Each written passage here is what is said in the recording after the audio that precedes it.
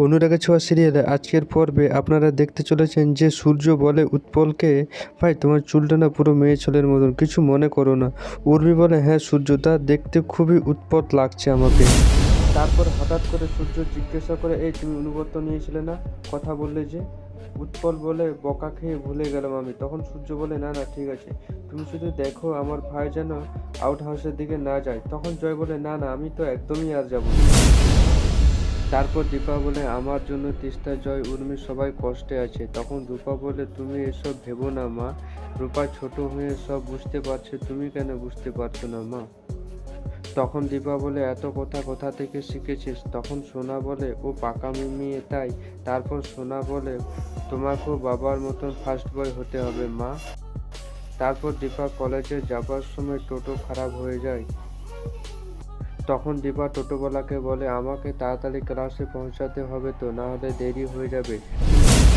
আর এইদিকে sir class শুরু করে দেয়। তখন সূর্যকে জিজ্ঞাসা করে, তুমি তো কাল ক্লাসে আসোনি? তখন সূর্য বলে, হ্যাঁ স্যার, কাল ক্লাসটা আমি অপশন করেছি, বাট আমি পড়ে এসেছি। তখন স্যার বলে, আচ্ছা বেশ, তুমি বসো। তারপর স্যার পড়াতে শুরু করে। তখনই দীপা এসে বলে, আই কামিং স্যার। তখন হয়েছে আবার এক কাণ্ড। দেখার আগে চ্যানেলটাতে নতুন হয়ে থাকলে অবশ্যই একটা লাইক দিয়ে চ্যানেলটাকে সাবস্ক্রাইব করে দেবেন। স্যার বলে, হাউ ডে ইউ, তুমি কেন এসেছো এখানে? আমি তোমাকে সাসপেন্ড করেছিলাম না? তখন দীপা বলে, কালকের জন্য ভ্যারি সরি, এমনটা কখনো হবে না স্যার।